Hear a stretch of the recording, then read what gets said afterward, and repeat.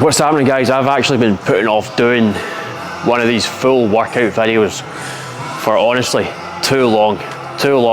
It's one of these things, it's like, you know you really want to do it, but you just fucking procrastinate for so long. I don't know why, because I fucking really wanted to do it. Anyway, today's session, what are we going to be doing? What are we going to be looking at?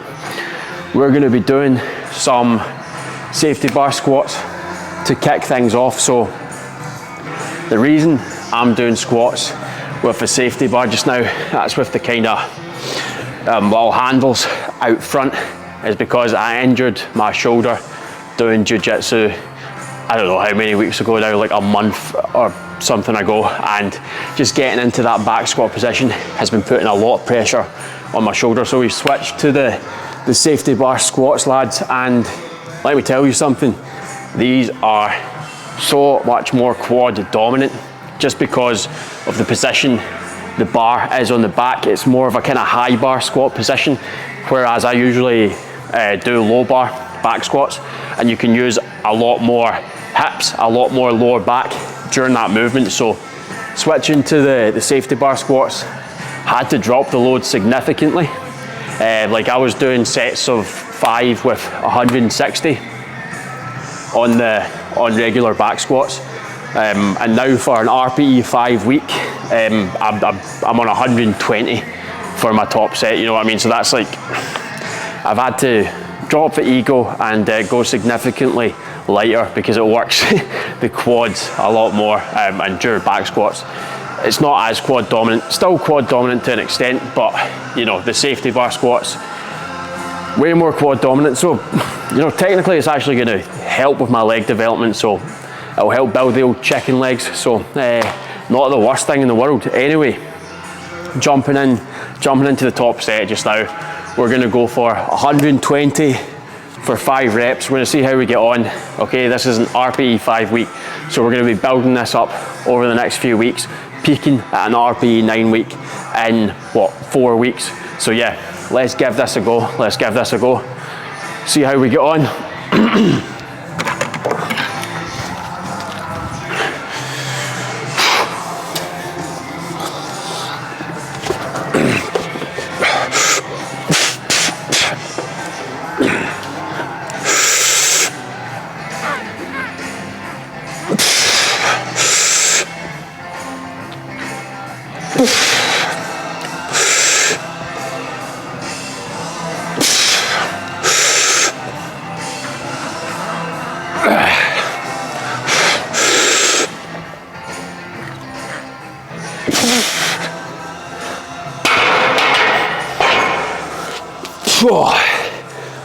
Honestly, lads, that felt harder than an RPE 5. I think I'm still carrying some fatigue from a deadlift session in the lower back.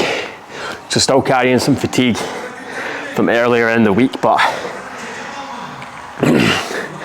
it moved. So gonna drop down, do my back off sets now I'm doing about 110 for 2 sets of 5 for my back off sets. Rest periods, just taking as long as it needs till I feel I can do the next set. So will probably be something like 3 to 4 minutes, something like that, maybe a bit less. So second movement that I'm going to be doing is internal and external rotations.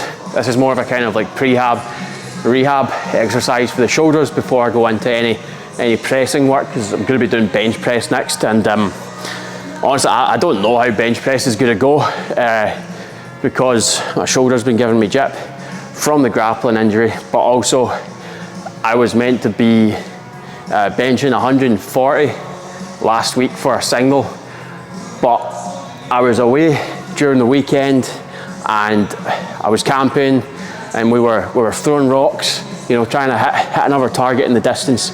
And honestly, I hadn't thrown anything in so long, and I just felt something go in the shoulder. And I was like, oh man, that's me, you know, reignited that shoulder niggle that had been doing my nutting So yeah, went to try and do the 140, failed it miserably. After getting 135 the week prior for a very manageable single, thinking, you know, I'll smash this next week, but the stars weren't aligned. I did not set myself up for success.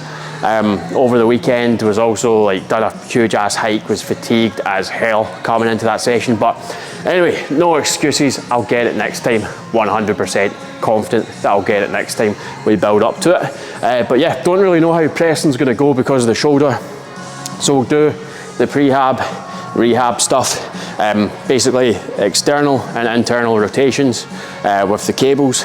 This is just going to really strengthen the rotator cuff, which is essential, you know, especially if you're doing a lot of heavy pressing and stuff. You want to make sure your shoulder health is on point. So I've just been gradually, progressively overloading this over the last couple of months, and yeah, I find it works really, really well. It was just unfortunate that I picked up a little shoulder niggle over the weekend there, and then, you know, I thought, fuck it, I'm gonna give it a shot. I'm gonna give the 140 a shot, and it just wasn't to be. But anyway, here we go. Starting off with internal rotations. Gonna do about 15 reps.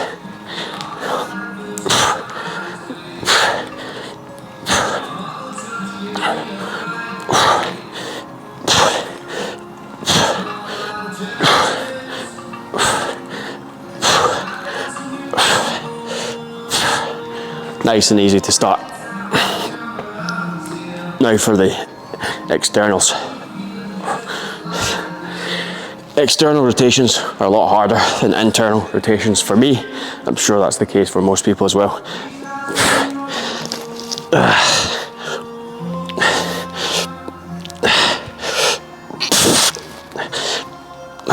I'll do. Lost track of count a little bit there because I was talking.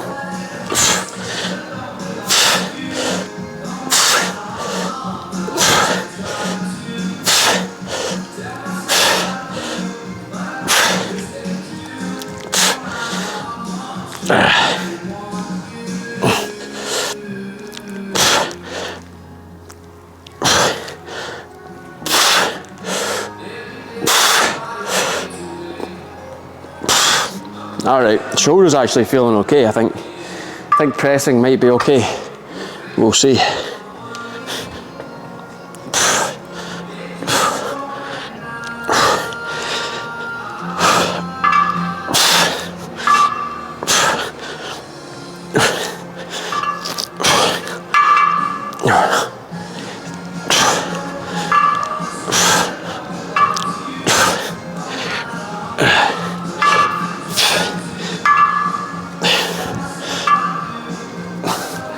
There we go, nice and easy. So something you'll see a lot in the gym is like guys doing their shoulder warm-ups with a weight like this. That's doing absolutely hee-haw nothing for the shoulder. All that's doing is giving you an isometric bicep curl of sorts. Like the resistance is going in that direction. That is not what we're after when we're training the rotator cuff. That's why we use the cables and get the resistance from that direction, okay? These are doing absolutely nothing. Stop doing them. So yeah, warm-ups actually went okay. Shoulder is actually feeling decent, so I think this week, with it being an RPE 5 week, I'm just gonna take 100 for a spin. 100 is gonna be the max weight I use today, just with the shoulder and stuff. Don't want to overreach at all this week. Just want to get some decent reps in on the bench, but warm up was feeling all good, so I'm happy with that. All right, let's give this top set a bash.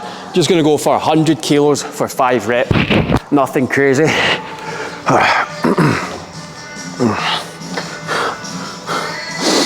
All right.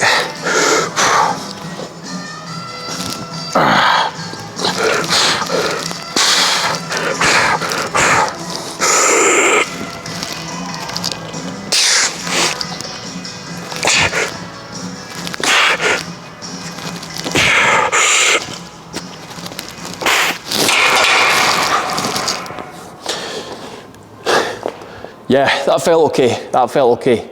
You know, I could feel the right shoulder a little bit more than I'd like to, but I think that was a safe, manageable load.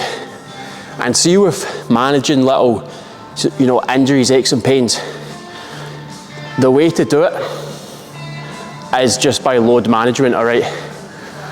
Too many guys I've seen just, honestly, just throw in the towel with like literally all forms of training when they get the slightest little ache or pain. It's quite sad, you know. Even if you say to them, like, guys, honestly, the way to work through this is like load management. It's like the ego can't handle dropping back slightly to allow themselves to recover. So it's like, you know, let's throw in the towel completely. Let's just use this as an excuse to self-sabotage entirely and go backwards. You know, it's sad. It is sad. It is a shame. I think it comes with maturity in the gym to know when to push, know when to pull back. And you know what? I can still get some good work here with a bit of a lighter load. I can still, you know, practice some movement pattern, still get some good stimulation, still get some good volume and keep the habit going. And most importantly, you know, let the injury heal while still maintaining my strength. So yeah, guys, like if you have some aches and pains, little niggles here and there, don't throw in the towel, man. Just lighten the load, work at a load that you can actually handle and work at pain-free and work through that, build that up slowly again. And trust me, over time, you will build back and you will be back to full strength. Do not throw in the towel when one little thing goes wrong. So sad to see. It's just self-sabotage. It's like people looking for a way out. It's unacceptable. Moving swiftly on, so next up we have incline bench. So we're going to take this at 80 kilos for 8 reps for 3 sets, hopefully, you know, depending on how it feels. So, you know, not pushing things too much. Obviously, shoulder, I'm like a broken record, not going to go on about that anymore. But yeah, so last couple of sets, back off sets on bench, just dropped down to 90. So I've done my top set at 100, then I've done my 2 back off sets. So I think with your training, with the big compound moves, like this is how I always structure it, and I think it's the best way to do it. It's how I got coached to do it, and I think it is truly very, very effective. So, you know, after your warm-ups, you do your heaviest top set first when you have the most energy, and then you do your back offs. You don't build up to your highest set, because like that doesn't really make sense. You want to do it when you're your highest weight set, when you're the least fatigued. Okay, so do that first after your warm-up sets. Like when I'm building up for a top set of bench, like I'll do, you know, 10 reps with the bar, 5 reps with 60, 5 reps with 80, 3 reps with 90, and then I'll go into my top set. So there will be a lot of warm-up sets, but then I'll do my top set first as my first working set, then I'll go into my back off sets. And yeah, I just explained the reasoning why behind that. Anyway, let's crack on with incline, see how this one goes, boys. I think it's gonna be okay. I think it's gonna be absolutely fine. Let's fucking go.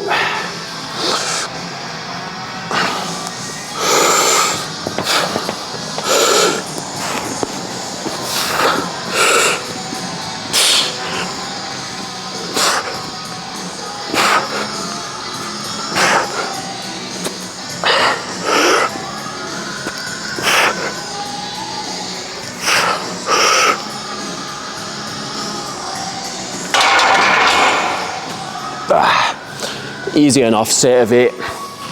Shoulder felt alright, felt alright for that. So yeah, easy enough set of 8. I think I'll get the 3 sets of 8. No problem. So that's incline press out the way. Managed all 3 sets. That was absolutely fine, so happy days. Next up, we have seated shoulder press. So today we're just going to go for 3 sets of 10. I'm going to use the 22.5 kilo dumbbells today. You know, I've worked up to like sets of like 8 to 10 with the 35s before, but you know, just with the state of the shoulder, yeah, we're gonna have to drop back today. It just is what it is, unfortunately. But yeah, setbacks, they're gonna happen, guys. They are gonna happen. But like, honestly, last year I had some huge setbacks, you know, tore my MCL, couldn't grapple, couldn't like squat, deadlift for like months. But guys, honestly, quitting is simply not an option in life when it comes to the pursuit of your health and fitness goals. It's like you have to find a way to make it work, to work around and adapt to whatever situation you're in. Okay, like we only have this one body, this one vessel, so we have to keep pushing and challenging ourselves, because if you don't use it, you're gonna lose it. Like muscle atrophy, bone loss, wastage is a real thing. You know, that will happen if you completely give up, become sedentary. That is not what we do. That is not what we do inside my coaching program. That is for fucking sure, and I'm not doing it. All right. Anyway, let's see how we get on with these boys.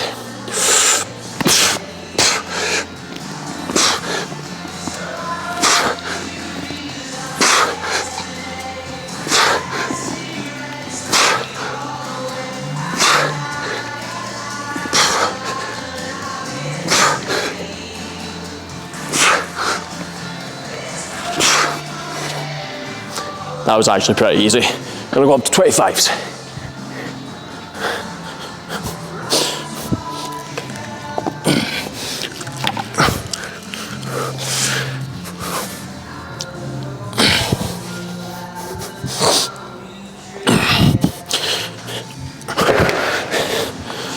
Notice I'm not just going straight into that next set. I'm gonna give myself like way over 2 minutes rest. Like really short rest periods. It's okay if you're like lifting quite light, but like the heavier you get with your weights, man, you need proper rest and recuperation in between just to get the most out of your next set. You're gonna be leaving a lot of gains on the table if you rush your rest periods too much. All right, first real working set going in since that was more of a warm-up last time. Really happy how that was feeling, actually, to be honest. So yeah, take the 25s for a spin, see if we can get 10. Let's go.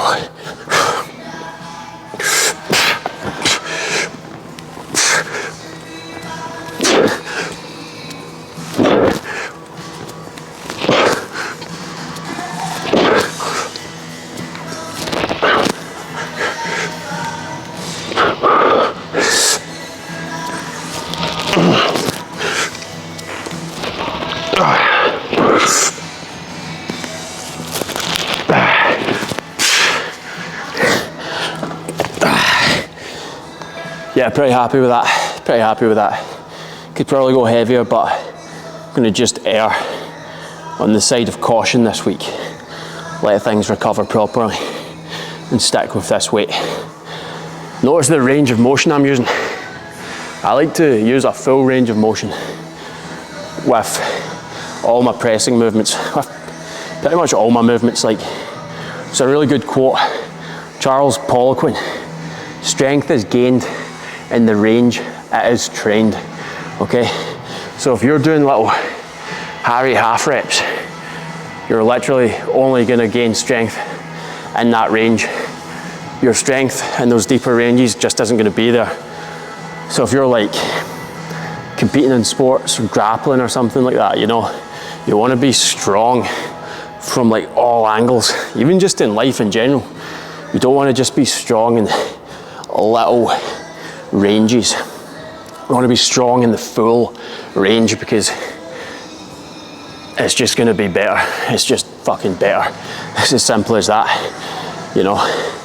And also training in full range of motion, it means you're actually getting like a lot of mobility work at the same time as you're building building strength, so it's going to be good long term for like just building a more robust body, injury prevention. I know, look at me talking about injury prevention today, but the only reason I get injured isn't because of training weights, it's just because of grappling, and no one can do that sport without picking up aches, pains, injuries. It's like, it's just not good for you. It's not good for the body, but it's fucking fun, and you gotta live life, so that's why we do it. So final exercise of the session, a bit of arms, tricep push downs. All right, rope attachment. We're gonna go for sets of 12 with 90. Whether that's 90 pounds, 90 kilos, 90 grams, I have no idea. It just says 90. So that's what we go off of. We're gonna try and get 3 sets of 12 at 90, try and beat last week's score.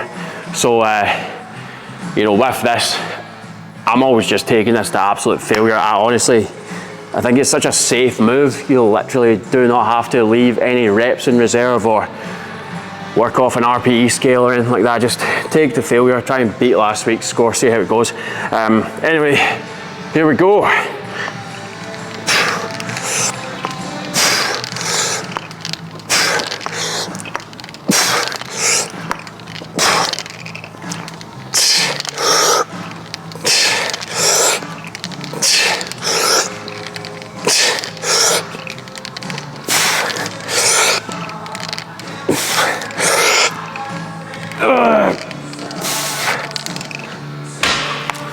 First set at 12, fairly easy. I know the next set is going to be the one that goes to like complete failure. But yeah, we always try and hit the rep range, and if we hit it easily, then that's fine. We just call it there, move on to the next set. So I'm trying to get 3 sets of 12. Then once I get the 3 sets of 12, I'm moving up in weight. But yeah, that was nice and easy. I felt good. Yeah, with this move, like, so many folk, like, they bring their shoulder joint into it and like just turn it into something like that. That's not working the tricep at all, right? So you want to keep the tricep flush to your rib cage, so it's literally only your elbow joint moving. And that's it. Don't overcomplicate it. That is literally all you need to do. So for set 2 last week, we got 8 reps at 90. So we're going to try and beat that. That is the name of the game.